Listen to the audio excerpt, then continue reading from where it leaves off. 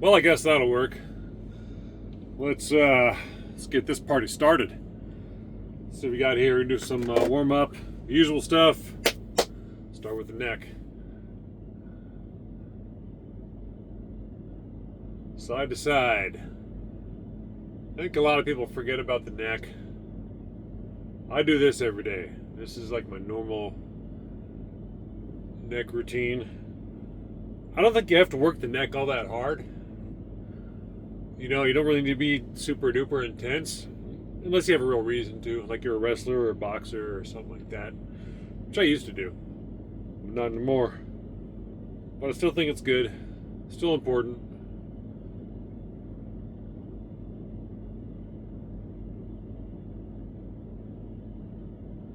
At the very least, it keeps the neck from getting tweaked out, little muscle pulls and stuff like that.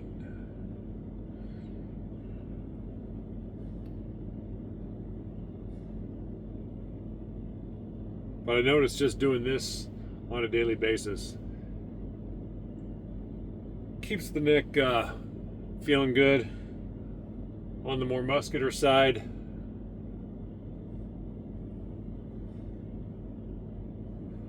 Because you don't want to be one of those guys with like, you see those guys like big arms, big chest, but they have like no neck. It's just like, oh, it's funny to me. It's like, yeah, you got big arms, dude, but you'd get choked out in a second.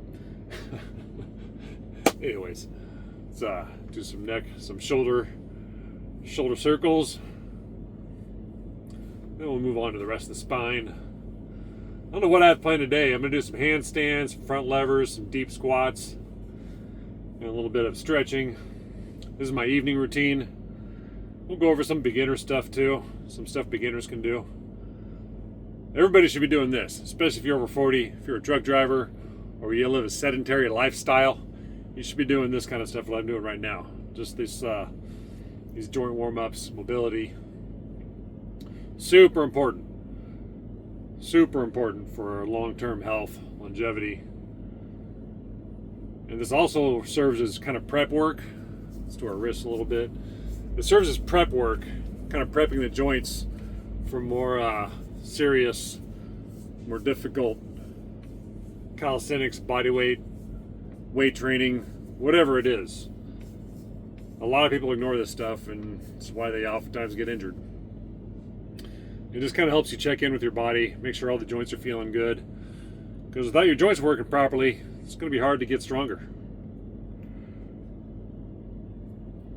Let's do our hands a little bit. I like to work through every joint.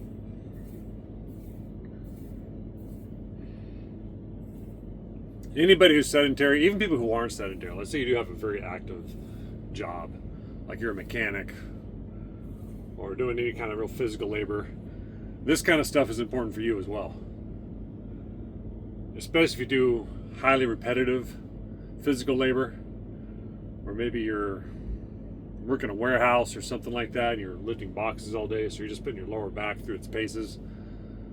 That repetitive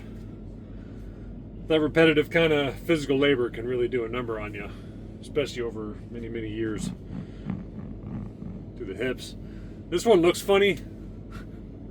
I at least feel funny doing it in front of a camera, but man, it's a good one. Just gets the hips warmed up, the legs, because you kind of feel a stretch right in here, and it's where a lot of people get tight, especially truck drivers, because we spend so much time in the seat with our legs bent and not getting a lot of blood circulation in our legs. All right, now let's do some more spine. This is also a really good one. Oh yeah, I can feel that in the lower back.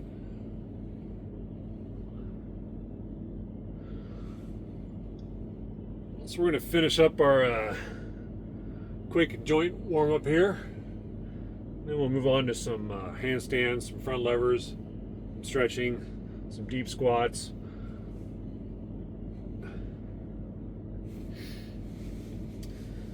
Kind of do a smorgasbord of different stuff for about, I don't know, 10, 20 minutes, 15, 20 minutes, I guess.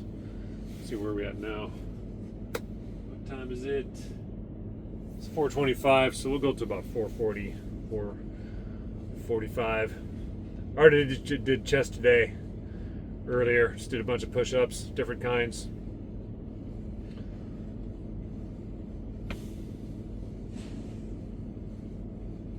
Okay, I think we're ready to get this started for real.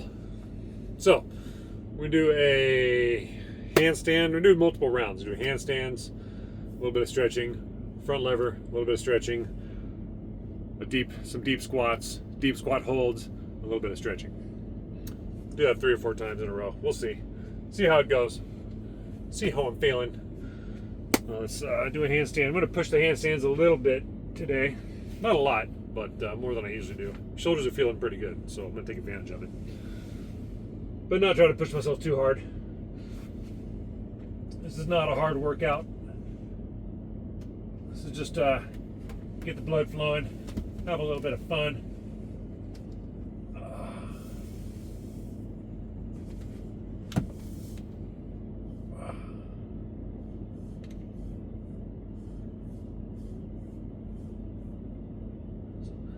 Scapula presses, always good.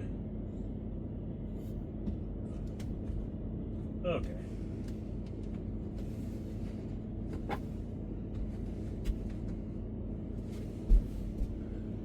And of course,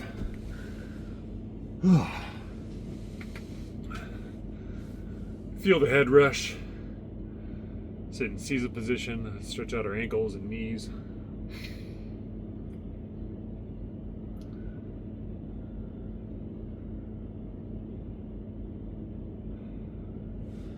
And to sit in that position long enough for the blood to rush out of your head into the rest of your body. So good for you. I've mentioned it many times before, but I really do think the effect of having your blood flow from your legs into your upper body, into your head, and then back, I think is extremely healthy. I don't have a lot of scientific proof for that, but just my hypothesis. Do a deep squat. Shift our weight from side to side. Just going to hold it for a little while.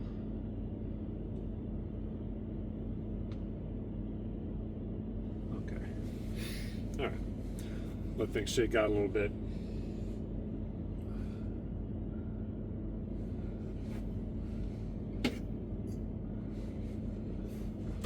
Put some stuff away. I think I should talk about a little bit more about how I eat on the road. I'm very big on just macronutrients and solid, well-rounded nutrition in general. I don't do anything fancy, but I do eat healthy. I eat mostly whole foods. I'll just go over what I eat on a regular basis. Breakfast is just a couple eggs, an English muffin with peanut butter, and about 8 ounces of milk with some whey protein. That's breakfast. Then I'll usually, a few hours later, I'll have like a protein bar. Then I'll eat my lunch, which is just usually Uncle Ben's rice, ready rice, like a half packet of Uncle Ben's ready rice. Got these right here, about half of this, and some flavored tuna. Always a good combo. I'll have that for lunch. Good carbs, good protein. And then I also have Animal Pack. That's usually when I take the Animal Pack, my multivitamins. Then I'll usually have for afternoon snack. Oh, let's do this front lever here real quick, and we'll keep going. For afternoon snack, I'll have a banana and a protein shake, like a muscle milk or whatever.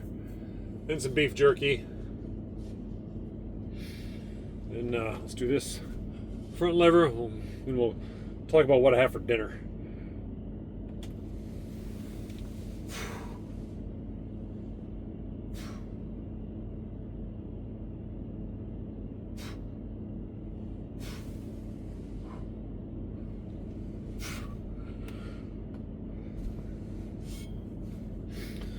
So dinner is usually like a can of tuna, some rice crackers, some fruits and veggies. I usually have some peanut butter with, like, celery or carrots or something like that. And then I'll usually after that I'll have some oatmeal, milk, and whey protein. It's kind of like an evening snack meal. And then usually before bed I'll drink some egg whites and have some almonds. So it's a pretty simple diet, but that's mostly it. What I eat in a day. It's right around about 2,100 to 2,200 calories a day, about 180 grams of protein, 200 grams of carbs, and about 50-60 grams of fat. It's a very important thing right there. It's your macronutrients: proteins, fats, and carbs. And you balance them out. Most people are going to do really well on a diet of about 35 to 40% protein, 40 to 45% carbs, and 20 to 25% fats.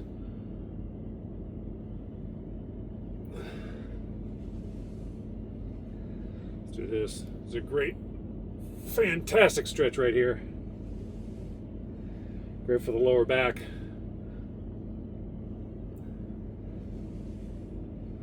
Good for the abs. Good hamstring stretch.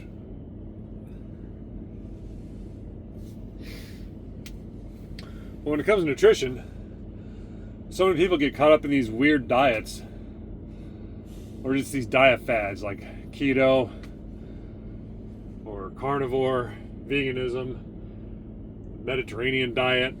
This is a few. When really the best thing you can do is just learn how to read a nutrition label. Learn how to calculate a good ratio of carbs, fats, and proteins. Now, let's look at this right here. Okay. We have 41 grams of carbs, 4 grams of proteins, 3 grams of fat. So with this, when you add the packet of tuna with it, now you've got, my serving, that was half. So half of that, so a full serving of the full pouch is 71 grams of carbs. So I do about half. That's going to be about 35 grams of carbs, 2 grams of protein. And with this, you got 14 grams of protein. So you got about 20 grams of protein, 16 grams of protein, and 35 grams of carbs. It's a little high, not the best ratio, but it's fine because you make it up later with the protein shake or the protein bar you had earlier. So that's kind of stuff you need to look at. You need to look at the back of the nutrition, learn how to read that the nutrition label on the back. So with that being said, let's do another deep squat here.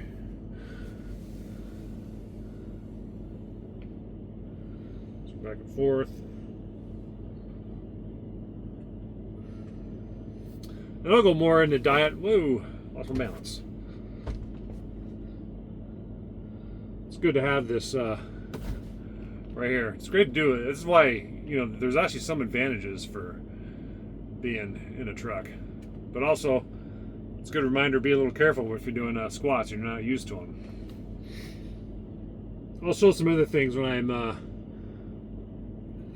traveling around Malaysia. When I do my floor routines in the morning, I'll be filming those and showing people what I do.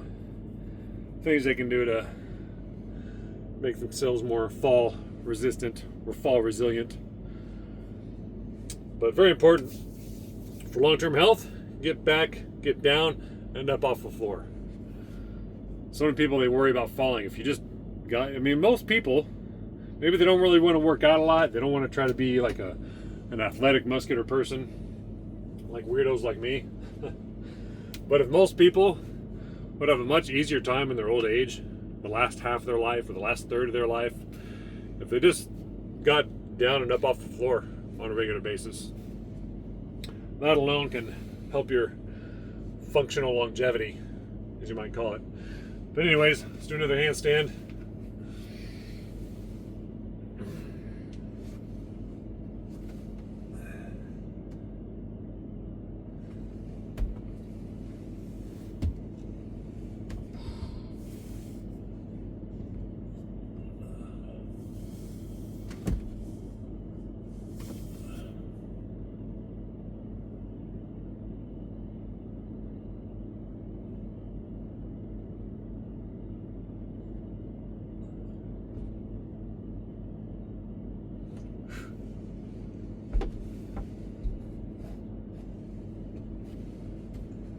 hike. And down to Caesar.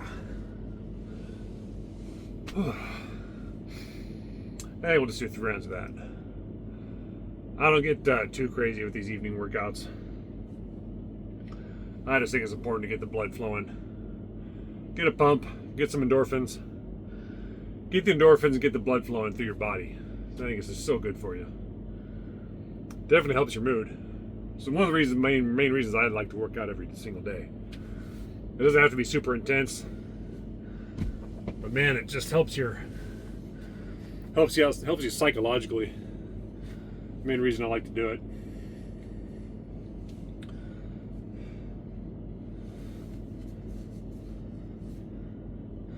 I'm not sure what this stretch is called, but one of the best ones.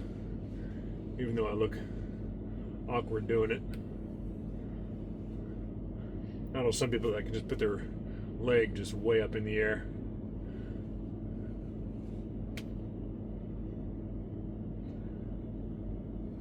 Getting better at holding it, but still a challenging one. I'm just not very flexible naturally. I think everybody has their gifts. Some people are quite flexible, but they take a long time to gain strength. Some people like me, you know, pretty strong and athletic, but I don't really build a lot of muscle or gain a lot of flexibility. But I do gain strength and fairly quick, up to a point. Not as much as I used to, obviously, now that I'm getting a little older. But I also learned, you know, complex motor skills at a level faster than most, which always helps as an athlete. But as I get older, I find I have to spend almost equal time stretching and mobility as I lose my balance. It's hard to talk while I do this, that's for sure. So if I'm quiet like this, I can concentrate a lot better and hold it. Yeah, not easy to talk and work out at the same time. What time we got here? 4:38. So yeah, we're almost done. Let's do a front lever here, squat. We'll do one more round, kind of quick round, finish up with some stretches. And that'll be that.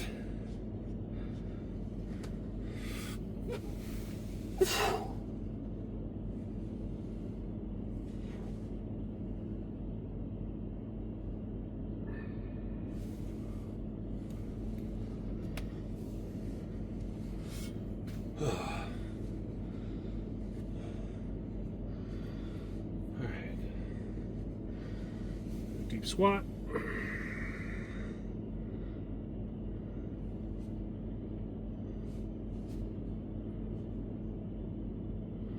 Move around, shift your weight from foot to foot. Just try to build that mobility in your hips, your knees, your ankles. Straighten your back. Now I'm getting more comfortable. I'm getting loosened up. All right, that's good.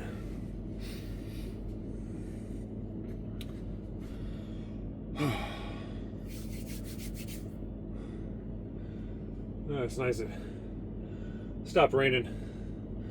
Whole afternoon was just rain, hard rain. It's going through Kentucky and Indiana on the 64. Man, it was just storming. So I had to slow it down a little bit, increase following distance. Unfortunately, traffic was pretty tame today overall, which is nice.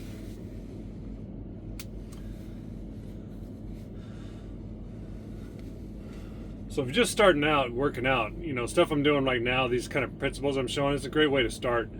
You may not be doing what I do, like the handstands or front levers, but just do a hang and support. You know, find something to hang off of and just hang. You know, just hang. You can leave your feet on the ground to support your weight, so you're not putting all your weight on your hands. And just kind of loosen up the shoulders. Let the spine relax and just kind of decompress. So that's like your pull exercise right there. For support, just find something to put your hands on, maybe a couple chairs or the corner of a counter or something, and you can just kind of support your weight. That way you're getting your push work. Right? So here's your pull, and then push. Okay, so you're working your back muscles, your chest muscles, some arm muscles, and then do something for your legs. You can just do a deep squat like I've been doing. Squat down as low as you can, and just do like 3 or 4 rounds of that, and then add a couple little stretches in between each exercise. So if you do this for 5, 10, 15 minutes a day, you can just dramatically increase your health and well-being, your longevity. Well, let's do another handstand and I'll talk a little more.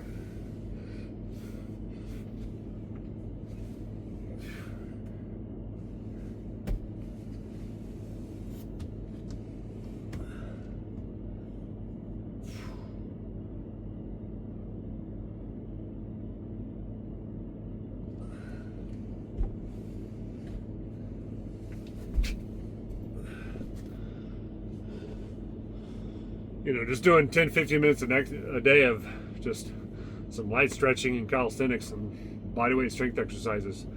Even if it's just a hang and support like I just showed you. And then just, get down on the floor and just sit like this and then get up. Just like that. If you can do that and maintain that over a long period of time, as you age, you won't be dealing with the problems that so many people do that just live their whole life sedentary.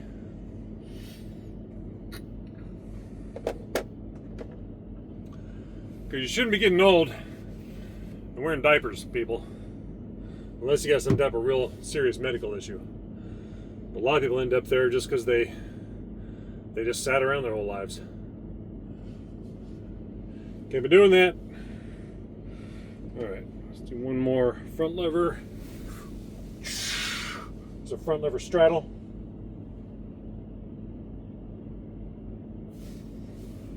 Quick one. But you build that up by just hanging. Do some scapula pulls. So first you start with just hanging like this, and you learn to pull with your scapula. That's how you build the strength in the back. That's where you build the strength for pull-ups, inverted pulls, front levers like I just did. That's where it starts. Because about 2 years ago, I could barely do pull-ups at all. Like I really struggled with them. But being a former acrobat and gymnastics coach, I knew how to train. And all I did for months was I just hung on the bar and did scapula pulls. That was it. And over time, I got my strength back. Now, it comes back faster for me than it will for someone just starting out, because I already had that athletic foundation. For just starting out, you got to build that athletic foundation. And that can take a year or two for most people, especially if you're over 40. And if you're over 40 and you can't do a single unassisted pull-up, number one, that should be your number one fitness goal. One of the best things you can accomplish. Seriously, if you cannot do a pull-up, just work on that. Like, go for walks, do some stretching, and just work on pull-ups. But it'll take some time. So let's finish off with our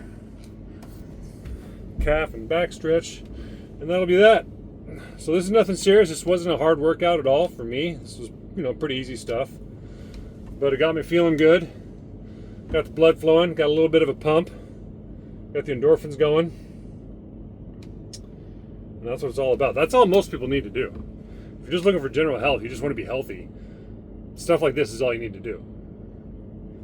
Some push, pull, stretching, some deep squats or lunges. You don't have to do a lot. Just go into a deep squat. Just squat down as deep as you can. In fact, if you can't do a deep squat, that's all you should work on. You don't even need to do a bunch of squats. You don't need to be going for the burn or really trying to work up a sweat or anything like that. Just work on your mobility. And over time, that'll keep building, and you'll probably want to do more and more. But you got to stay consistent over a long period of time. So that'll do it for now. Easy peasy. See you next time.